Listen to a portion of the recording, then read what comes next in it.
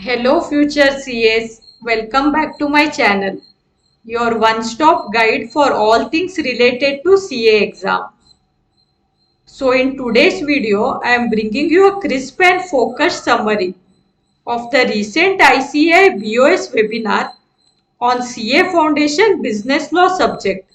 So guys, this webinar was packed with insights that each one of you needs to know before the exam. So basically this webinar was conducted for May 2025 attempt.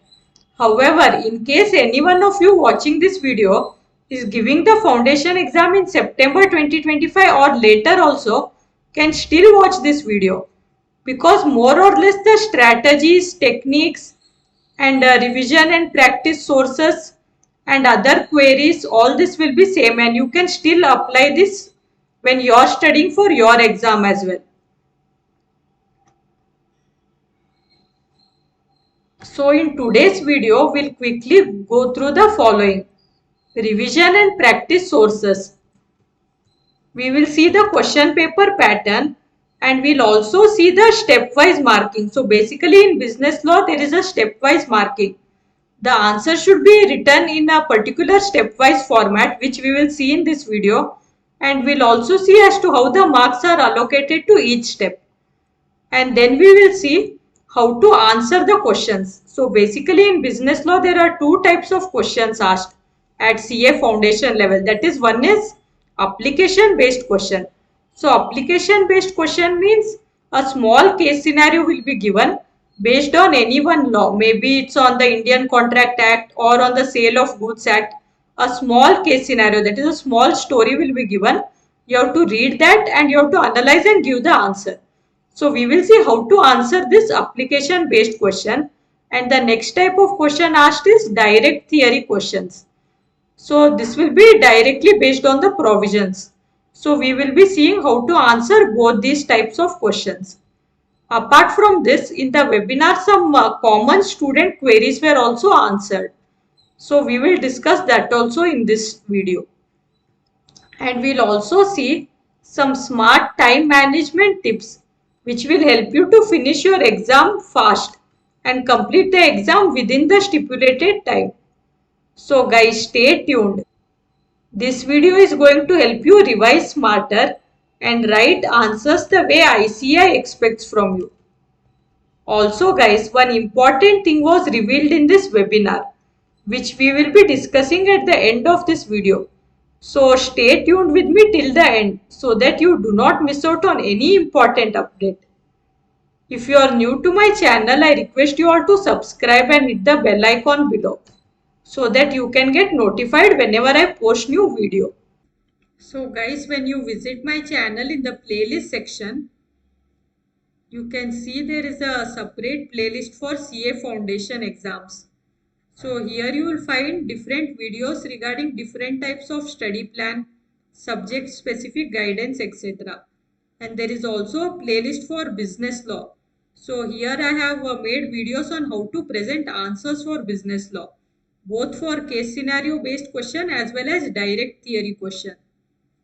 And then there is also a playlist for CA Foundation Business Law, Indian Regulatory Framework recorded lecture. And there is another playlist for CA Foundation 1.5 day revision plan. So in this, for all the 4 subjects, you can see as to how you can revise in 1.5 day. That is, after each exam there will be 1.5 days time, right? So if you want to know how to revise in those 1.5 day, you can watch this playlist. Apart from that, there is also a playlist as CA GPT for students. So in this I have made video where I have shown how you can use CA GPT, that is the different techniques in which you can use CA GPT for preparing for your exams. So please visit my channel and do watch the videos in this playlist and make the most out of it. So guys, let's start the video. So the first point discussed in this webinar was what are the sources available for revision and also for studying. So from which all sources should you study for this exam? So the first source is your study material. So you have to go through the study material thoroughly And also in the study material there will be different examples as well. So go through those examples also. And also at the end of each chapter there is a section called test your knowledge question. So it was suggested to go through all these test your knowledge question. The next source is Saransh. So basically this is for revision purposes. So when you are studying, it is better you prepare your own notes, because your handwritten notes will be better for your revision, because when you write it by yourself, it will help you in retaining the concepts more easily. However, due to time crunch, if you are unable to prepare notes, the ICAI BOS has also made available Saransh. So this is also hosted on the BOS knowledge portal. So ICAI Saransh is a concise summary which is released by the BOS to help the CA students with quick revision. So this Saransh covers key concepts, important provisions, formulas and definitions from the ICAI study material itself. However, this Saransh is prepared in a simplified format. So Saransh is available for various subjects across CA Foundation, and it is especially useful for last minute exam preparation. So for all the 4 subjects you have Saransh available. You can use this for revision. However, please note that Saransh is not a substitute for your study material. So it is very important to go through the study material first and then use Saransh only for revision purposes. If you just study from the Saransh and go, it will not be sufficient for the exam. And the next source which you should be studying is revision test papers. So this is also very important. It's very important to practice all the questions. And also it is very important to go through the questions from the model test booklet as well. So recently the ICAI has released the model test papers also. So go through this as well. And the next source is the previous year papers and the suggested answers. So you have to practice these also. Apart from this, for every attempt, the ICAI releases 2 series of mock test paper. So attempt these mock test paper series as well. So it was suggested to attempt the mock test paper in the exam like condition itself. That is, you have to try to give the mock test paper in the same time as the exam time. And while attempting the mock test paper, do not look at the study material. You have to try to answer yourself. Just like you are writing the real exam, you must try to complete the mock test paper within the stipulated 3 hours time.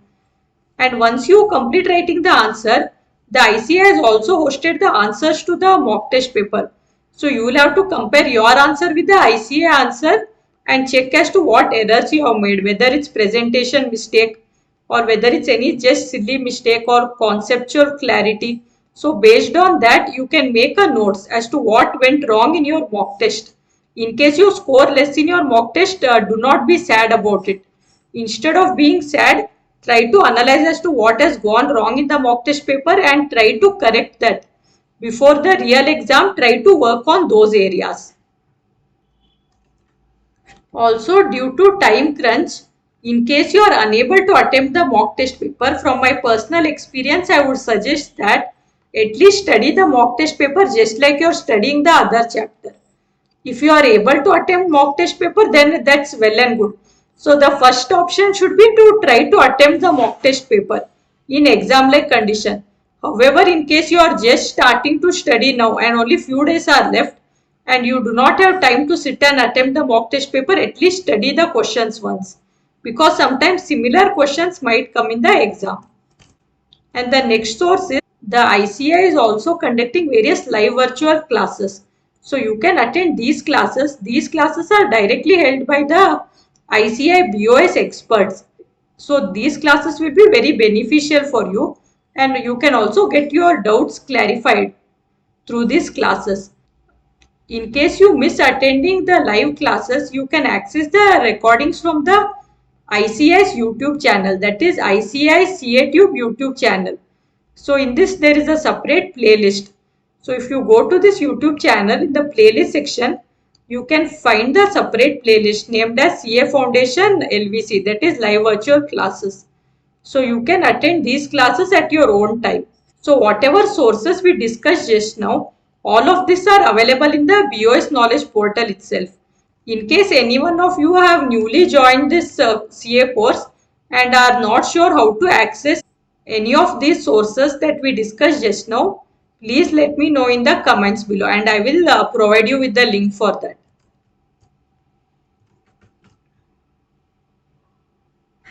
The next point discussed in this webinar was the question paper pattern. So business law is a descriptive paper and it will be for 100 marks. So you have to attempt the paper for 100 marks. In this, the question number 1 is compulsory question. And then out of remaining 5 questions, you have to attempt any 4 questions. So one choice is available. The next point discussed was what is the marking pattern of the application based question.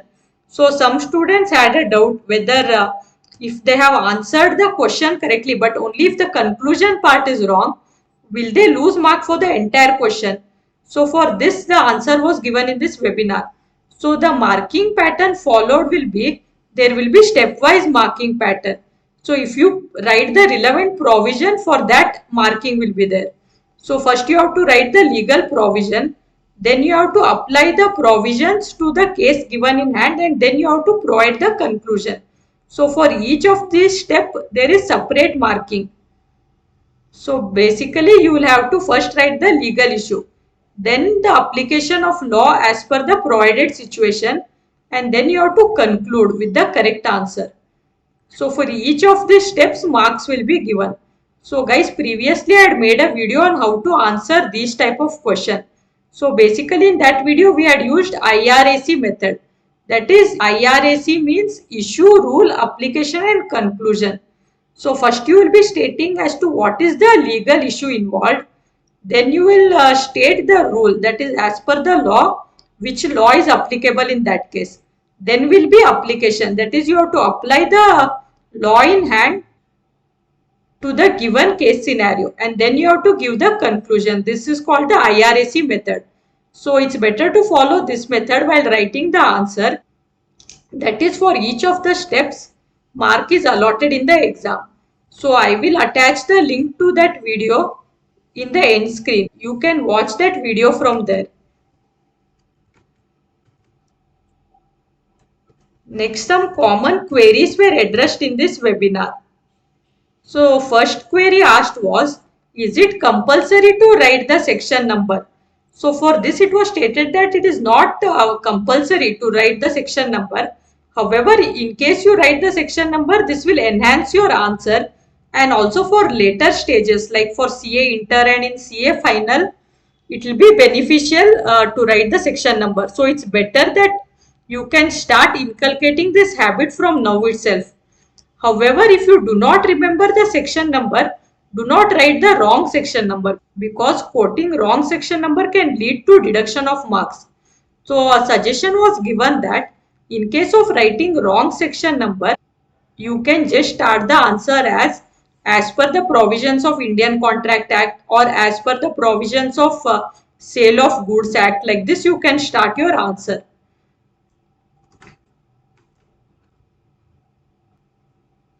If you remember the correct section number, you can quote the section number. The next query answered was how to score good marks in the exam. So 3 points were given. So 3 suggestion was given for this, a 3-step approach. That is, read the question carefully and derive your answer as per the requirement of the question. And you must write the answer in commensuration with the marks allotted to the question. So first see as to for how much marks the question is. So if the question is just for 3-4 marks, do not go on writing for pages together. It is better to write the answer crisp and in a concise manner. And the answer should be complete. So whatever the question is asking for, ensure you write all the provisions relating to that and give a conclusion to your answer. The next point discussed in this webinar was usage of language or manner of giving answer. That is, whether you should write the same way it is written in the textbook, whether you should copy paste the same thing, or in what way you can write the answer. So basically it was suggested that no need to directly copy paste the answer from the textbook. So no one can do that. We cannot rote learn and write word by word the same thing. Basically, you can write in your own words, but the language to be used should have legal touch. That is, you should write the provisions correctly, you should write the name of the act correctly. So this way the answer you give will have a legal touch. And the concept you have written, it should be correct. So the concept should give the same meaning as the law tries to convey. And the legal language should be used. So no generic answer. The correct provision should be written. And also no need to write word to word what is written in the textbook. You should correlate the facts to the provision and give conclusion. So you should use legal language and there should be professionalism in your language and your language should be simple and appealing. Also, the word should be properly framed. Do not use flowcharts. Do not use this SMS language, WhatsApp language. You have to write the sentences and words fully. And whenever you are explaining any legal provision, ensure you explain the provision fully. That is, do not miss out on any part of the provision. And also keep in mind, depending on the requirement of the question itself, you have to answer. And also give proper conclusion in line with the requirement of the question. Also, one important thing to keep in mind while interpreting law is, it's important to be careful with the words and the word or, as they can change the entire meaning of the sentence. And means all listed conditions must be met, while or means fulfilling any one condition is enough. So misreading them can lead to incorrect conclusion. So always pause and check whether the law requires all the conditions to be met or just one. Even when you are answering in the exam, be careful about this. In case the provision has different conditions, you have to be careful whether there is a and or between these conditions. Because and means all the conditions should be met and or means complying with any one condition also is sufficient. And in case there is any case scenario based question which has a case law relating to that, but you do not remember the name of the case law. So what to do in this case? In case you do not remember the name of this case law, you can write as per the case law decided under the Indian Contract Act, and you can further continue your answer. Or you can write as per the case law decided under the Sale of Goods Act, and so on. However, if you remember the case law name, well and good, you can quote that in your answer, as this will enhance your answer and there are chances that you will get more marks for this. So as I mentioned earlier, there are two types of question, application based as well as direct theory question. So it was stated that 50% of the paper will be application based and around 50% will be theory based question. So now we will see as to how to answer these type of question. So answering application based questions, so application means a small fact will be given in the question. You have to read that fact and apply it to the provisions as per the law and you will have to give a conclusion. So you can follow the following steps. First you have to mention the relevant provisions. Then you have to mention the facts of the case briefly. And next step will be to analyze and correlate the legal provision with the question asked. And finally you have to provide the conclusion. And the next point discussed is answering direct theory question. So for direct theory question, you have to give headings. You can give headings as well as subheading also. Highlight main points with brief descriptions. And you can give bullet points with headings and subheadings also. And explain with the help of an example wherever possible. And break the answers into brief points or paragraphs. So previously I have made separate videos on both of this, that is how to answer application based question as well as how to answer direct theory question. So in that video I had explained in detail. So I will add those videos to the end screen. Please go and watch it from there. So it is very important to answer these questions in this format itself. because as I have mentioned earlier, there is stepwise marking, right? So suppose in case out of these 3 or 4 steps, if one of the step is wrong, so suppose you have written the legal provision, facts and analysis correctly, but conclusion is wrong, you will still get marks for the remaining steps. So it is better to follow this step-by-step approach. The next point discussed in this webinar was how to manage time in the exam. So most of the time students complain that the paper is lengthy and they are unable to answer in the stipulated time. So some tips were given to complete the question paper within the time. So first you have 15 minutes reading time. So you will have to make an optimum use of this 15 minutes reading time. So this 15 minutes reading time, you can break this down into 5, 5 and 5. So the first 5 minutes you will spend in reading the question paper. And the next 5 minutes you have one choice, right? So in the next 5 minutes you will analyze as to which question you will not answer. And in the remaining 5 minutes, that is the last 5 minutes, here you will decide the flow of answer. That is, you will decide as to which question you will attempt first. So it is better to start attempting that question first for which you know the answer the best, because this will create a positive impression in the mind of the examiner. So the flow should be such that whichever answer you know the best, you should write that first, and the second best which you know, that you should write next. In the same way you should go on writing. So it's not compulsory that you should write the answer in the same order which is given in the question paper. You can write in any order, but suppose you are writing question number 2 first. In that there will be subparts, right? So all the subparts should be written in the same place. So attempt full 100 marks paper. Do not leave any question. Go through all the questions quickly, and first you will select the question which you won't attempt, and then you will see as to which all questions you will be attempting. And as I mentioned earlier, first you will mark the question you will attempt first, and first attempt that question which you know the answer the best. After this, allocate an estimated time for each question based on the difficulty level and the marks carried, and also keep aside 10 to 15 minutes for revision. So in case you have left any question, you can come back and write in these 15 minutes. And also ensure you adhere to the time allocated. And write each answer in commensuration with the marks which the questions carry. The answer should be precise and to the point. And also write all subparts of the question at one place itself.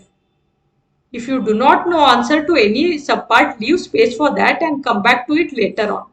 So suppose you are answering question 2 and in that there are 3 subparts A, B and C. So you know the answer to subpart A and subpart C. You do not know the answer to subpart B.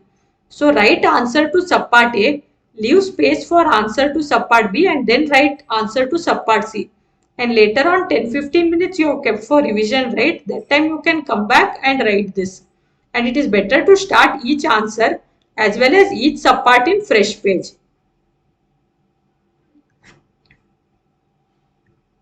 So the most important thing that was discussed in this webinar, which I mentioned earlier, was the section-wise weightages as well as chapter-wise marks has been revealed.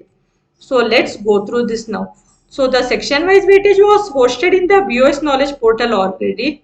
And further in this webinar, chapter-wise marks also was shown in this webinar. So let's discuss this. So here we have the business law syllabus in front of us. So totally there are 7 chapters. So chapter 1, Indian Regulatory Framework. So the weightage for this is 0% to 5%. And the marks allotted for this is 6 marks to 7 marks. So do not skip this chapter. Sometimes some students skip this chapter thinking that only a small weightage has been allotted. But however, questions will come for 6 marks to 7 marks from this chapter. Next we have chapter number 2, that is the Indian Contract Act. So this chapter contains the highest weightage, that is 20% to 30%. And the marks allotted to this is 32 marks. So this chapter carries the highest weightage and the highest marks is allotted for this. So it was suggested to study all the example from the study material, go through the all the units from this chapter thoroughly. And next we have chapter number 3, the Sale of Goods Act. The weightage allotted for this is 15% to 20%. And the marks allotted to this is 20 marks to 21 marks, and around 3 questions will be there from this chapter. And then we have the Indian Partnership Act. And for this also the weightage allotted is 15% to 20. And the marks are same again, 20 marks to 21 marks, and around 3 questions will come from this chapter. And next chapter we have is Limited Liability Partnership Act, and the weightage allotted for this is 5% to 10%. And the marks allotted for this is 6 marks to 7 marks.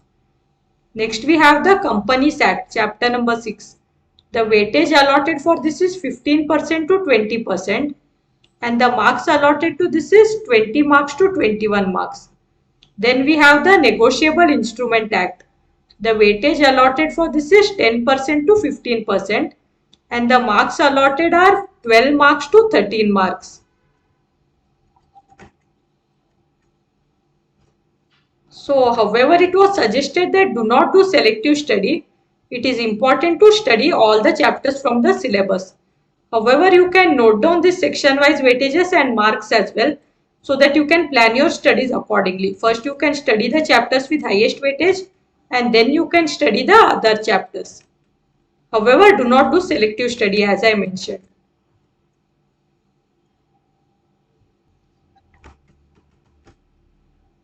So guys, that brings us to the end of the BOS webinar summary. I hope this breakdown helped you get more clarity on how to approach business law for your CA Foundation exam. Remember, presentation, structure-wise writing, and time management make a huge difference. And with the right strategy, you can definitely score well. So guys, if you found this video useful, don't forget to like, share and subscribe to the channel. All the best for your exams, and I will see you all in the next video.